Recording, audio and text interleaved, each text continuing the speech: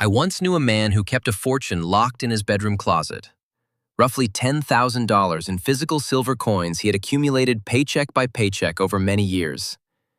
He genuinely believed with absolute certainty that when the financial system crumbled, he would be one of the privileged few holding authentic wealth, the kind of timeless hard currency that had outlasted empires for millennia. Yet that same individual had barely 72 hours of edible supplies in his kitchen cupboards. I witnessed it firsthand. A single box of dried noodles, a handful of canned broths, a jar of nut spread, the bare minimum that most suburban pantries contain without any real planning.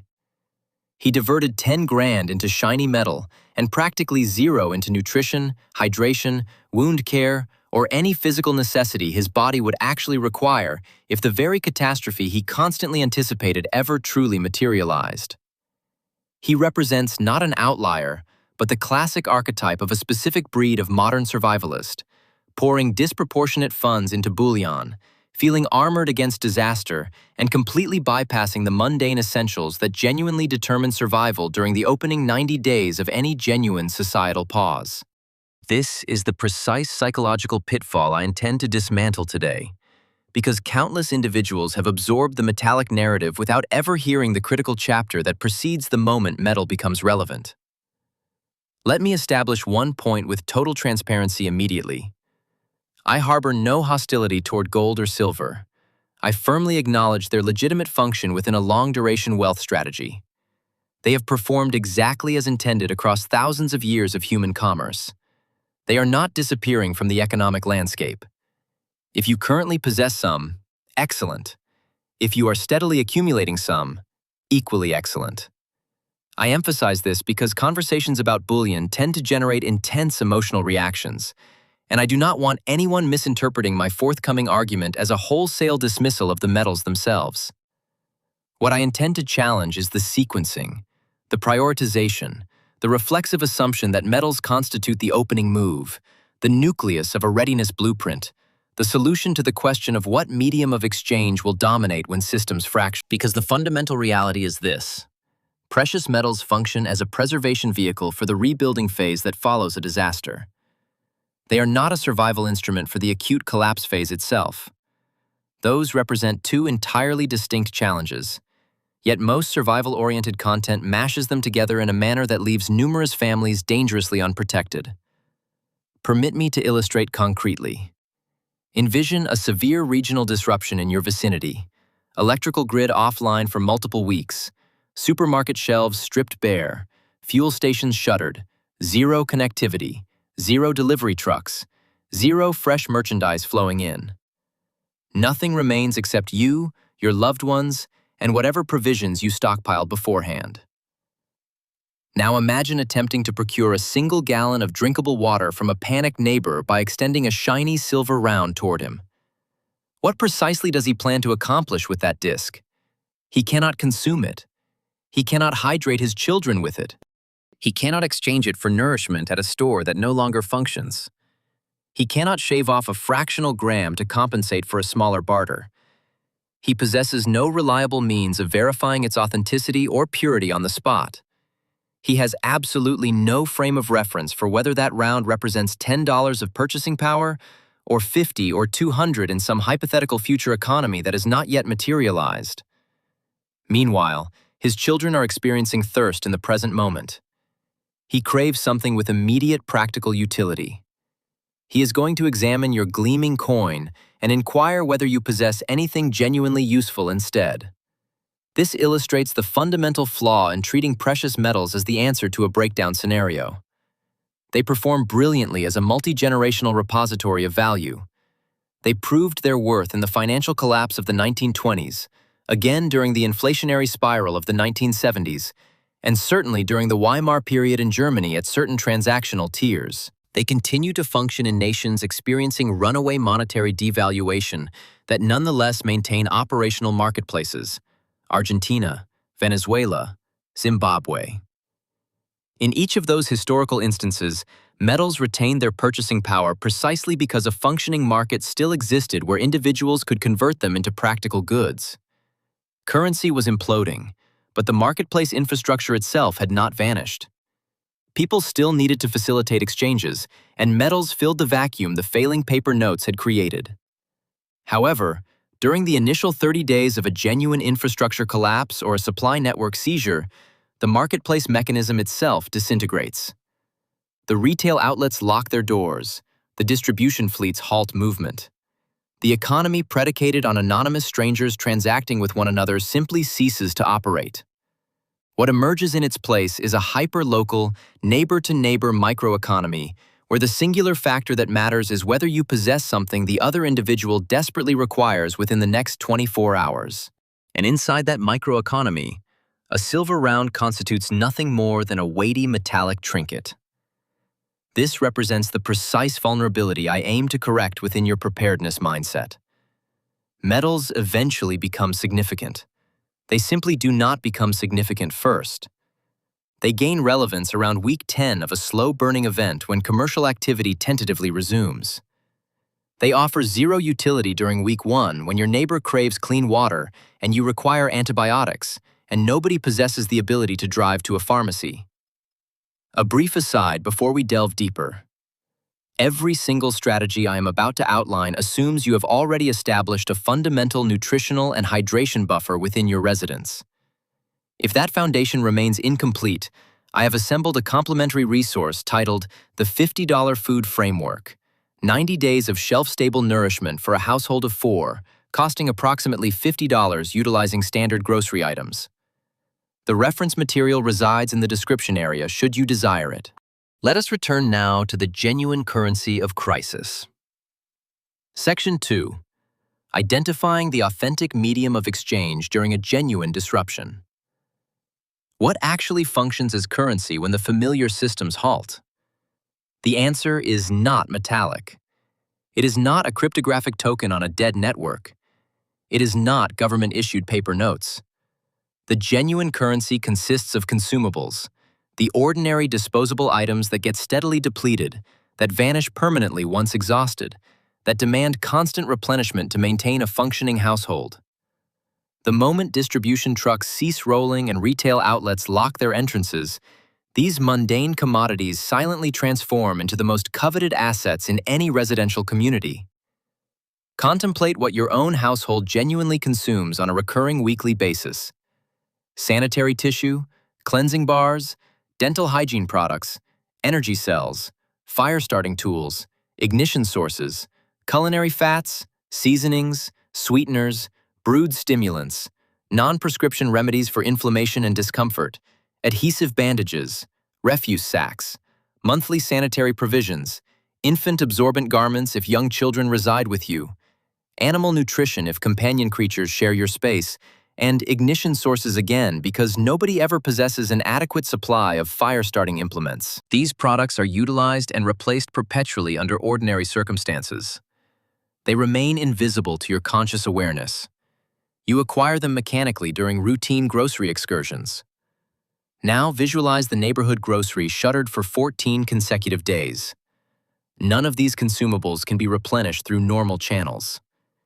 Every household within your vicinity is depleting their finite reserves more rapidly than they comprehend, because physiological and psychological stress accelerates consumption rates across every category. The family that formerly utilized a single roll of sanitary tissue weekly now consumes double that quantity due to the digestive consequences of anxiety and unfamiliar dietary inputs. The household that formerly exhausted one ignition source monthly now burns through one weekly, because they have transitioned to outdoor meal preparation, candle illumination, and kindling fires for thermal comfort. Consumables evaporate exponentially faster during emergencies than during peaceful intervals, and the industrial apparatus that formerly replaced them has vanished. Within several weeks, the families who silently accumulated modest surpluses of these mundane items find themselves perched atop compact stockpiles of the most strategically valuable resources in the entire postal code. A solitary roll of sanitary tissue accrues greater barter worth than a $100 Federal Reserve note because the paper currency cannot be spent anywhere, while the tissue fulfills an urgent biological necessity tonight, immediately, with no available substitute whatsoever. This is what I intend when I identify consumables as the genuine currency. This observation derives not from abstract theorizing, but from meticulously documented historical episodes. During the prolonged siege of Sarajevo, the most highly prized trade commodities encompassed coffee, tobacco products, energy cells, wax illumination sources, and fundamental medical provisions.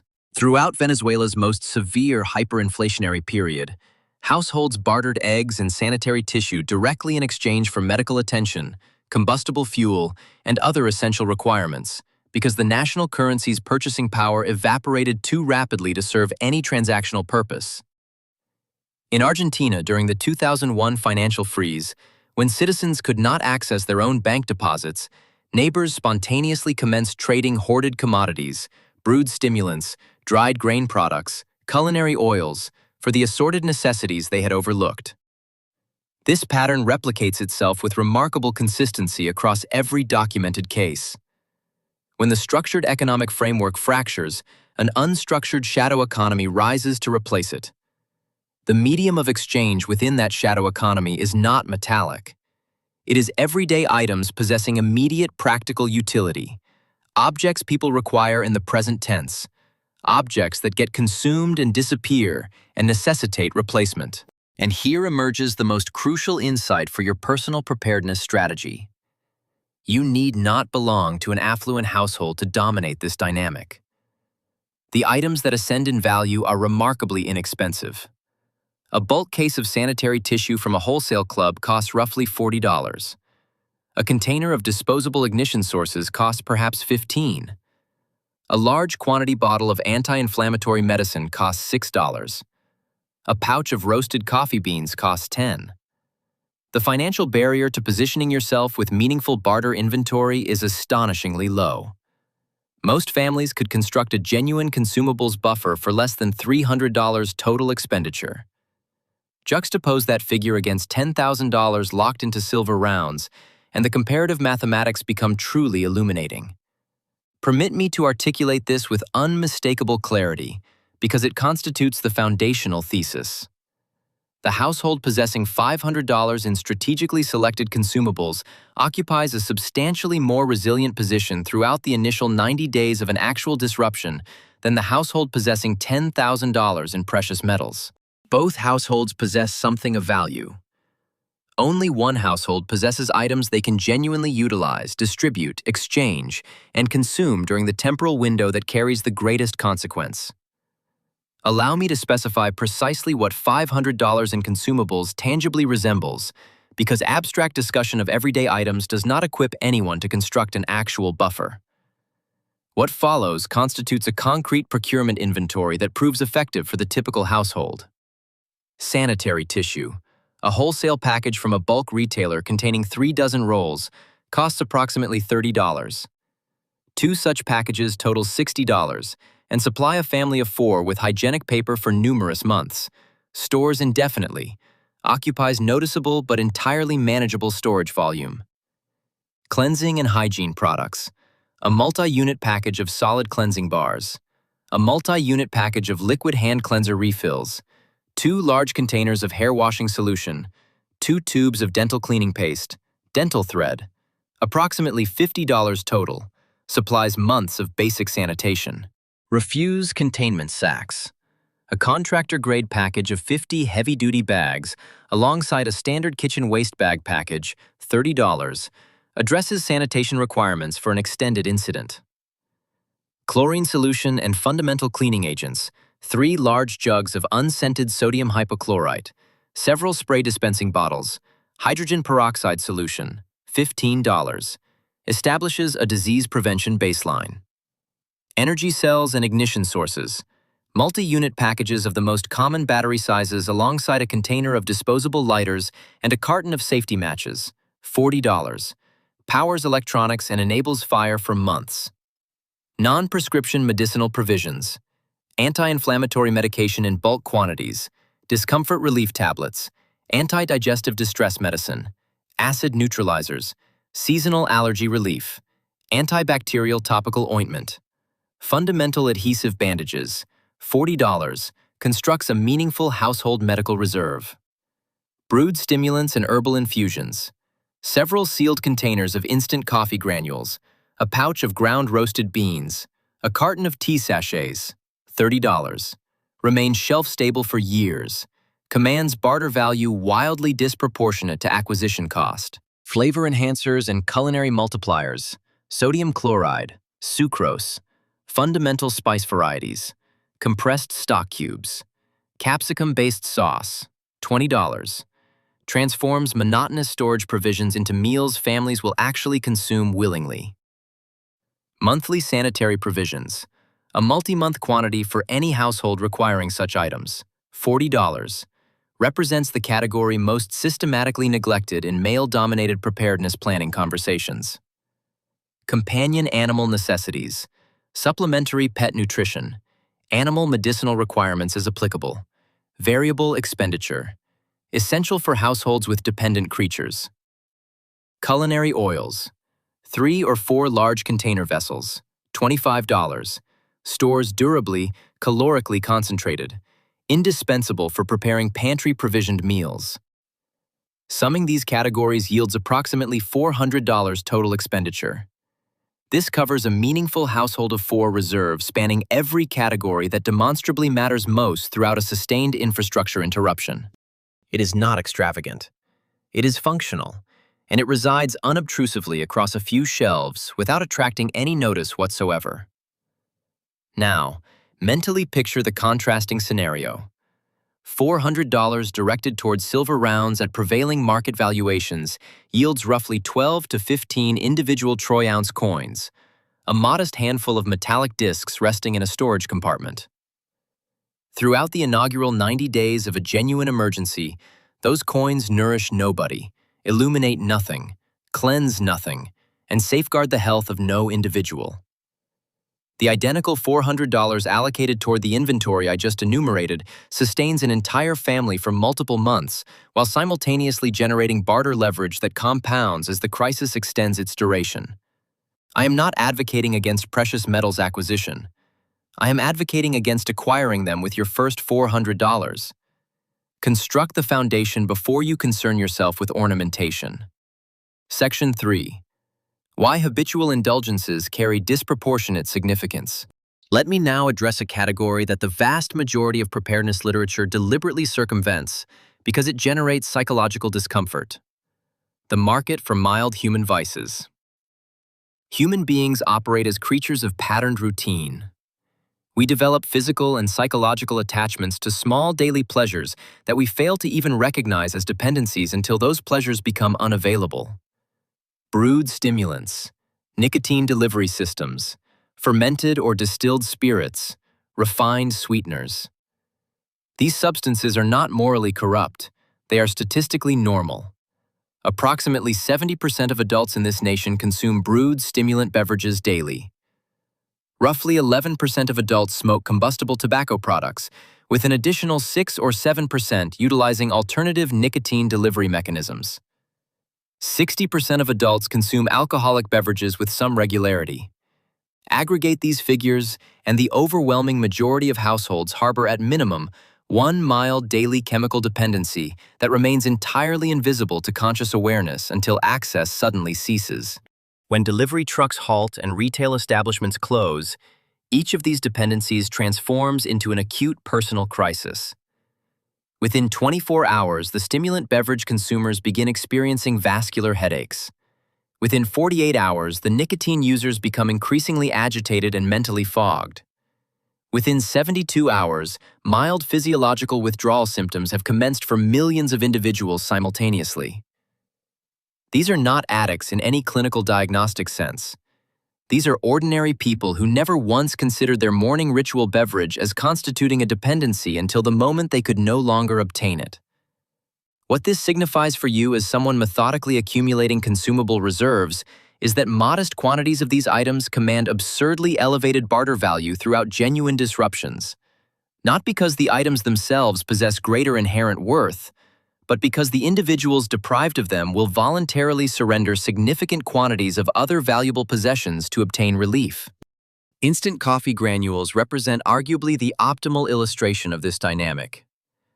A sealed container of instant coffee costs roughly $10 at any standard grocery outlet, remains shelf-stable for multiple years when sealed, and consumes virtually zero storage footprint within a pantry. During an actual disruption, that identical container can be bartered for goods that would have demanded $50, $100, perhaps $200 during ordinary circumstances. A neighbor who has endured 5 consecutive days without stimulant beverages will transfer an enormous quantity of value to you simply to terminate the pounding discomfort inside their skull. Not because they possess weak character or poor judgment, but because they are neurologically human, and humans pay substantial premiums to escape the misery of withdrawal symptoms. Nicotine products operate according to identical principles.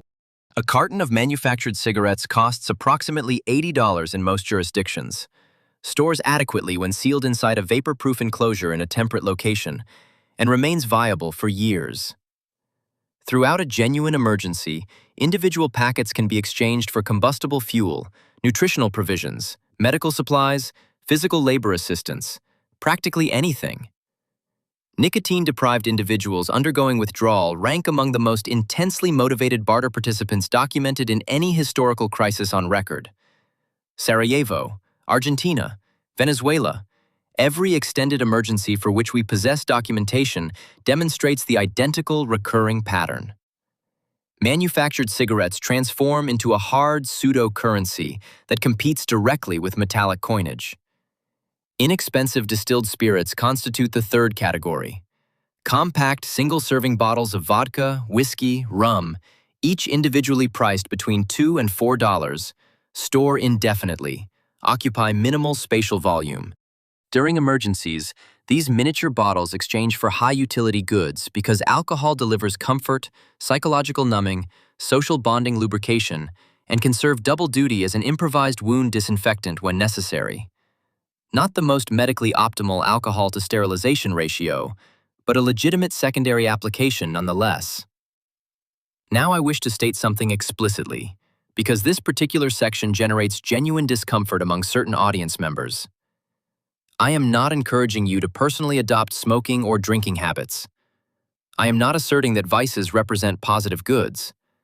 I am observing that these dependencies demonstrably exist within the actual population, that millions of individuals possess them, and that maintaining a modest stockpile of these items furnishes you with barter optionality that proves exceedingly difficult to replicate through alternative means. You are under zero obligation to consume these items yourself. You stockpile them because other individuals will desperately want them, and you will eventually want something those other individuals possess. There exists, additionally, a gentler variation of the indulgence marketplace that proves equally legitimate.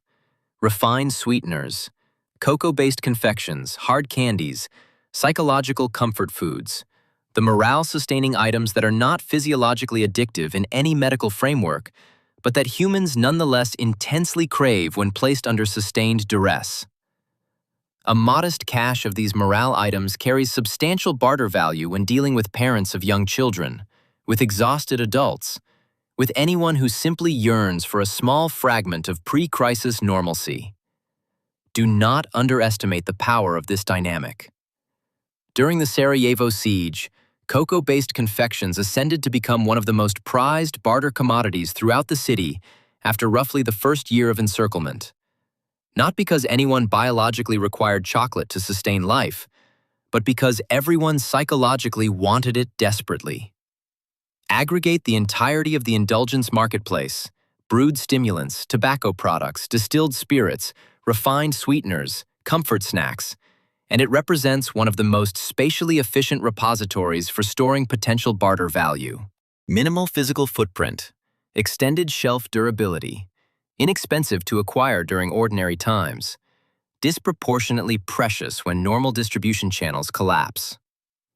Several $100s distributed across these categories silently positions you to function as the most practically useful neighbor within your entire postal code during an extended incident, without anyone possessing awareness that you maintain such reserves. Section 4. The unglamorous currency that preserves human life. I intend to dedicate substantial attention to this section because it represents the category that preparedness content most consistently undervalues relative to its genuine importance. Sanitation constitutes the tedious, unexciting corner of readiness planning, and it is simultaneously the dimension most likely to genuinely prevent fatalities. Allow me to first establish the panoramic context. The moment municipal water distribution ceases and flush toilets no longer function, human biological waste begins accumulating inside residential units throughout the impacted region within 24 to 48 hours. Within 3 to 5 days, sanitation infrastructure collapse emerges as one of the predominant disease risk factors in any sustained emergency scenario.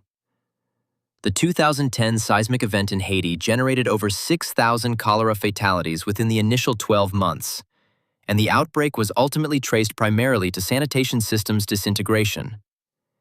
The 1854 cholera epidemic in London claimed over 600 lives, and Dr. John Snow famously traced the transmission vector to a single contaminated water access point. Even the Louisiana Superdome during Hurricane Katrina documented norovirus outbreaks propagating within mere days, driven by sanitation infrastructure failure inside a densely occupied environment. Communicable illness represents the historical #1 cause of mortality in any extended disruption of normal municipal services, not interpersonal violence, not caloric insufficiency, disease. And sanitation constitutes the primary leverage point for keeping communicable illness contained. What this signifies for your barter inventory strategy is that the most tedious items become the most precious items. Heavy-duty contractor-grade refuse sacks, the large black receptacles rated for construction site debris management. They capably contain human biological waste, spoiled food matter, and contaminated materials without rupturing. A carton of 50 such sacks costs approximately $20 at any residential improvement retail outlet. During an actual disruption, neighbors lacking these sacks will surrender extraordinary quantities of value to obtain them, because the alternative involves raw sewage accumulating inside their bathing facilities, a condition no household can psychologically tolerate for extended duration. Sodium hypochlorite solution, plain household chlorine bleach, the unscented variety specifically. A single large container costs merely $3 or $4, maintains potency for roughly 1 year before gradual degradation commences. The practical applications are staggeringly numerous. A single small measure of bleach adequately treats an entire gallon of biologically questionable water to render it potable. A properly diluted bleach solution sanitizes food preparation surfaces, door manipulation points, any surface potentially capable of pathogenic transmission. Concentrated bleach addresses laundry sanitation, renders cloth infant garments hygienic, and disinfects following any biological waste mishandling incident. Several large jugs of sodium hypochlorite solution carry greater practical worth during an actual emergency than nearly any individual preparedness acquisition one could name. Fundamental cleansing agents, solid cleansing bars, and liquid hand cleanser. The most elementary hygiene implement in any dwelling, and the one most directly correlated with interrupting pathogenic transmission pathways. Hand cleansing constitutes the single most impactful public health intervention in recorded human history, and it requires absolutely nothing beyond cleanser and water. A multi-unit package of solid cleansing bars from any commercial outlet costs roughly $12, remains shelf-stable indefinitely. During emergencies, cleansing bars transform into the basic denomination of hygiene exchange. Expand this inventory further with several supplementary essentials. Sanitary tissue, which we have already addressed extensively. Monthly sanitary provisions, which transform into urgent recurring necessities for roughly half the human population. Infant absorbent garments and moistened cleansing cloths for households containing small children. Refuse sacks generally, extending beyond merely the contractor-grade variety. Disposable protective hand coverings for managing biological waste and tending to unwell individuals. Fundamental absorbent cloths or disposable paper wipes. Alcohol-based hand sanitizing solution for scenarios where cleanser and flowing water prove temporarily unavailable. The aggregate financial outlay to assemble a substantive sanitation reserve remains modest, perhaps $200 to $300, and covers a comprehensive household supply sufficient for numerous months.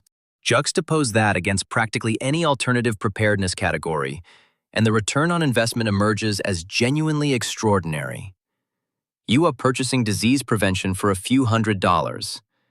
The expense of a single hospital encounter during a normal year exceeds the expense of the entire sanitation reserve combined. Here resides the deeply practical wisdom. The household in possession of 50 contractor-grade sacks, 3 large jugs of sodium hypochlorite, 20 solid cleansing bars, and a substantive supply of sanitary tissue and monthly hygiene products operates within a fundamentally different reality during an extended disruption than the household possessing none of those provisions. Not exclusively because of barter leverage, although the barter leverage proves genuine. Because of the gastrointestinal illness that fails to materialize, the wound infection that never gains purchase, the hospital transport that proves unnecessary during circumstances where medical facilities are overwhelmed beyond capacity or physically unreachable. And the barter leverage genuinely manifests as well. In any residential area where sanitation has collapsed, you become the household possessing the items everyone else suddenly desperately requires. A roll of sanitary tissue exchanged for a preserved food container, a large jug of chlorine solution exchanged for a container of combustible fuel, a cleansing bar exchanged for an hour of skilled physical labor. These exact exchanges occur with documented regularity throughout every extended crisis in the historical record. And the household that prepared within the unglamorous category becomes the household wielding the greatest negotiating leverage. Section 5. The foundational principle governing all barter activity. We have now arrived at the segment of this presentation that carries the greatest strategic significance, the governing principle that weaves all prior threads into a unified fabric, and which, should you internalize absolutely nothing else from this presentation, will fundamentally alter how you conceptualize readiness. The governing principle is this: never engage in exchange from a position of deficiency. Permit me to unpack precisely what this signifies and why it carries such immense consequence. Trading from deficiency means surrendering something genuinely valuable because you urgently require something fundamentally basic. You relinquish a silver round to procure a sack of grain. You forfeit a family heirloom to obtain medicinal treatment for your feverish child. You barter away your final container of combustible fuel in exchange for 48 hours of caloric intake. In each of these transactions, the exchange remains fundamentally asymmetrical. You pay scarcity premiums because you operate from desperation. The counterparty recognizes your desperation with perfect clarity. Every desperation-driven exchange you execute drags you progressively deeper into a hole that becomes increasingly difficult to escape. Trading from surplus represents the precise inverse position. Your household possesses every essential requirement for the foreseeable immediate future. You maintain adequate nutrition, potable hydration, hygiene infrastructure, fundamental medical provisions, combustible fuel for meal preparation, illumination sources for the nocturnal hours, and physical security for your family unit. You have secured all these elements firmly in place prior to any disruption commencing. Then, utilizing whatever remains beyond your baseline requirements, you barter your surplus coffee supply for an item you neglected to stockpile. You exchange your spare ignition sources for a useful service from a neighbor. You trade your excess sanitary tissue for a critical piece of information or a practical tool. Every exchange you execute originates from a position of consolidated strength.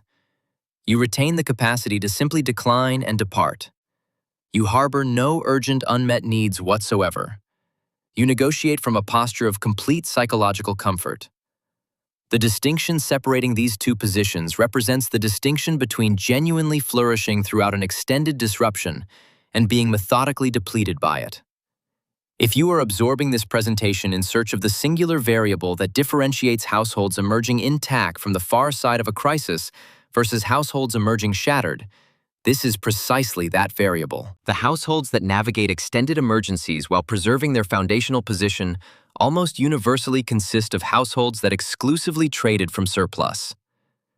Their essential baseline was firmly secured before any triggering event occurred. They possessed nutrition, hydration, hygiene infrastructure, fundamental provisions, physical security, medicinal supplies. Subsequently, utilizing whatever surplus remained, they engaged with the informal economy from a posture of unhurried patience. They never experience compulsion to liquidate any asset beneath its genuine worth. They never confronted the necessity of exchanging something irreplaceable for something rudimentary.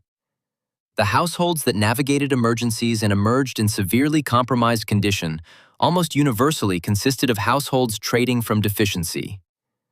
They were bartering ancestral valuables for basic groceries by the 3rd week, liquidating vehicles for medical intervention by the 6th week, surrendering authentic accumulated wealth, the variety demanding decades to assemble, in exchange for short-horizon survival necessities that should have been methodically provisioned in advance. By the time the emergency concluded, these households had permanently forfeited meaningful components of their long-duration financial standing. A subset never achieved full recovery. Observe how this governing principle transforms the precious metals discussion with which we commenced.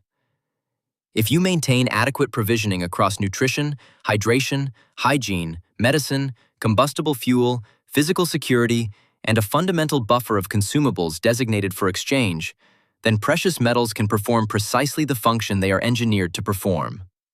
They rest undisturbed within a secured storage location. They preserve accumulated wealth across time. When the acute emergency subsides and structured economic activity tentatively recommences, your metallic reserves remain intact, still carrying value, poised to function as a wealth preservation instrument throughout the rebuilding interval. However, if you possess $10,000 in metallic holdings and nothing else whatsoever, you will find yourself trading those metals from a position of profound deficiency. You will surrender a 1 troy-ounce silver round with a pre-crisis valuation of $30 in exchange for a $5 sack of grain because your children are experiencing genuine hunger and caloric intake represents your immediate imperative. You will barter gold for potable water, for medicinal supplies, for a single container of combustible fuel. Each such exchange constitutes a direct wealth transfer from your household to whoever possessed the consumables you failed to stockpile. By the termination of the crisis, your secured storage location sits empty, and the families who accumulated simple, inexpensive items, grain, bleach, stimulant beverages, find themselves holding whatever metallic reserves you formerly owned. This represents the wealth redistribution cycle that the preparedness industry systematically neglects to describe. The metals do not vanish during an emergency, they merely change ownership. The individuals who entered the emergency prepared with consumables conclude the crisis possessing more metallic reserves than they commenced with. The individuals who entered with exclusively metallic reserves conclude the crisis possessing less of everything. Permit me to furnish several specific illustrative scenarios to render this concrete, because theoretical abstraction is one thing, while embodied experience is another entirely. Scenario 1. 2 neighboring households both commenced the emergency with $2,000 of value contained within their respective dwellings. The first household directed their entire $2,000 toward silver coinage. The second household directed their $2,000 toward a deep pantry, sanitation materials, fundamental consumables, and a selection of non-prescription medicinal supplies. 14 days into a severe disruption, both households require antibiotic treatment for a wound that has become infected. The first household must barter silver coins for antibiotics at whatever exchange rate the possessing party demands, because the household operates from acute desperation. They may ultimately surrender 3 or 4 coins for what should have commanded merely a fraction of a single coin under ordinary conditions. The second household exchanges a modest quantity of their consumables surplus for those same antibiotics, calmly, from a position of comfort. By the 4th week, the first household retains merely half the coinage they commenced with. The second household maintains their original supplies plus some supplementary items acquired through exchange. The wealth differential between them has undergone complete inversion. Scenario 2. A neighbor approaches your entrance on day 10. They possess an aesthetically impressive gold timepiece they wish to exchange for nutritional provisions. Your household is thoroughly provisioned. You experience no genuine need for their timepiece. You similarly experience no particular requirement for any item they possess. What becomes possible when trading from surplus is offering them modest assistance, several preserved food containers, a roll of sanitary tissue, some fundamental supplies, without accepting the timepiece whatsoever. You construct relational capital. You demonstrate trustworthiness. The timepiece remains within their family lineage, which carries genuine significance for them. When circumstances subsequently develop where you genuinely require assistance, the relational foundation you constructed transforms into the medium of exchange. The household trading from surplus possesses the margin to exercise generosity, which compounds social capital geometrically. The household trading from deficiency cannot afford generosity. Every interaction must remain tightly transactional and precisely calculated. Scenario 3. 21 days into an extended incident, you realize you neglected to stockpile a specific item. Perhaps supplementary fuel for meal preparation. Perhaps a particular medicinal compound. Perhaps a specialized tool required for an essential repair. You proceed to the neighbor who operates a modest informal marketplace in their vehicle storage area and exchange your surplus ground coffee for precisely what you require. The exchange remains balanced and equitable. Both counterparties depart the interaction genuinely satisfied.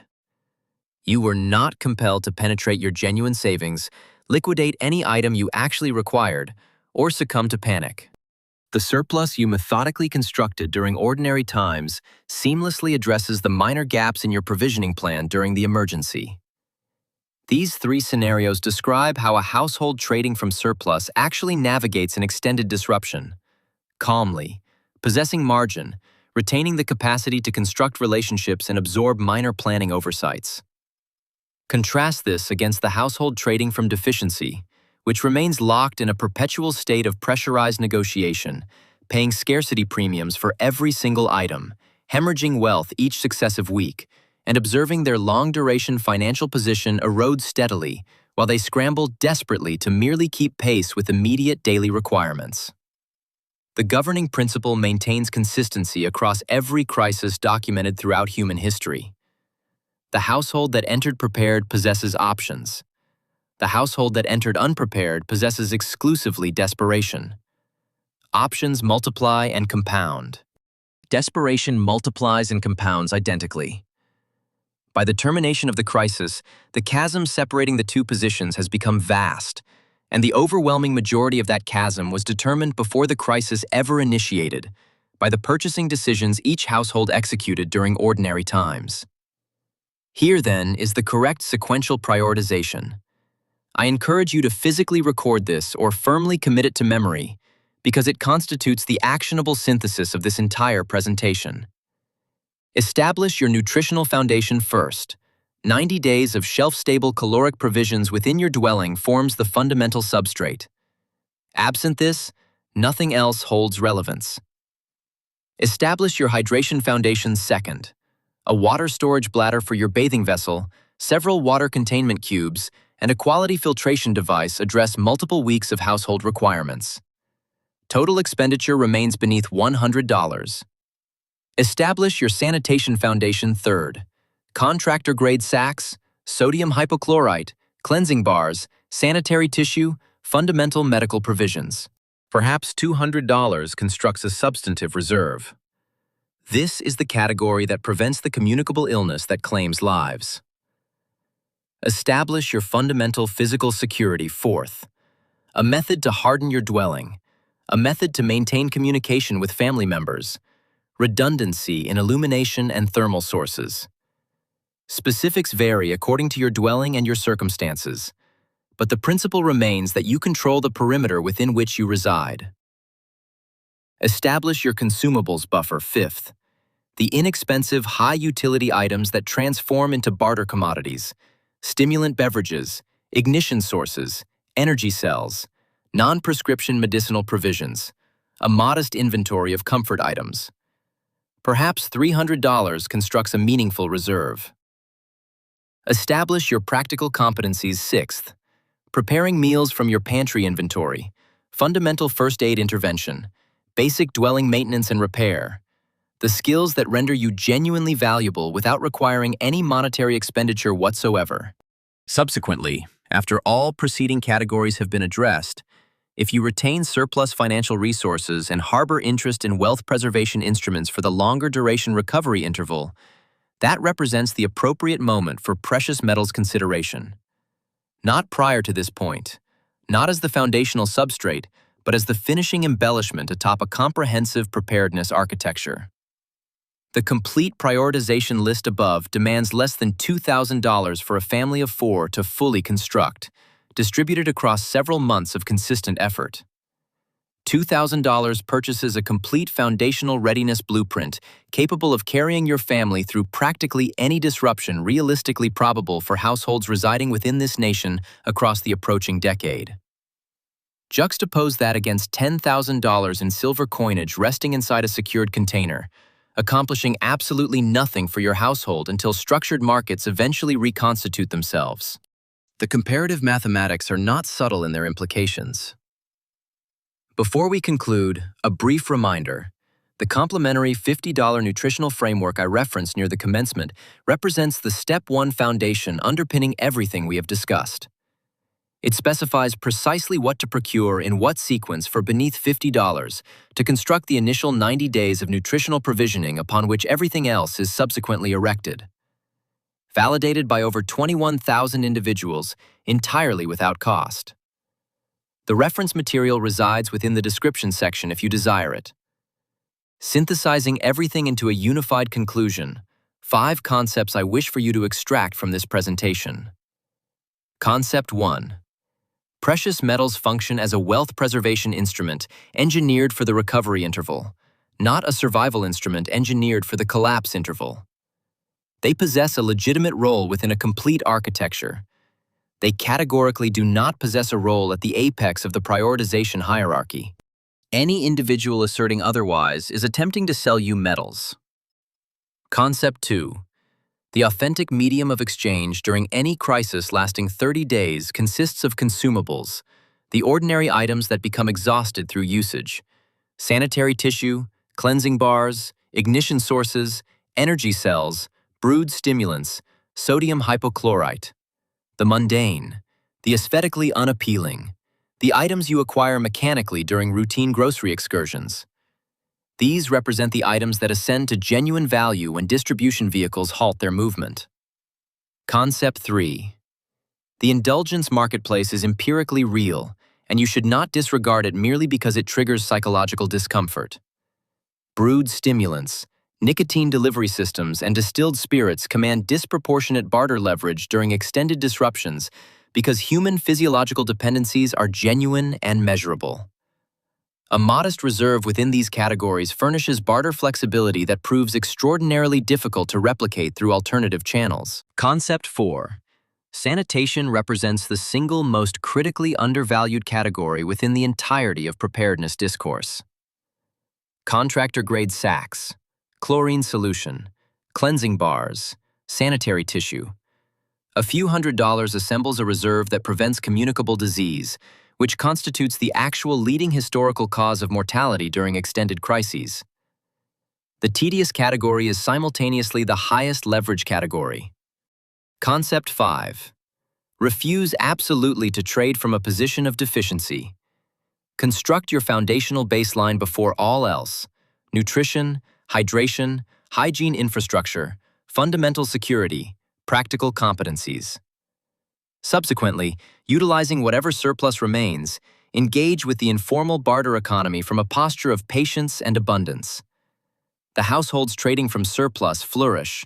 The households trading from deficiency hemorrhage wealth steadily until the crisis reaches its terminus.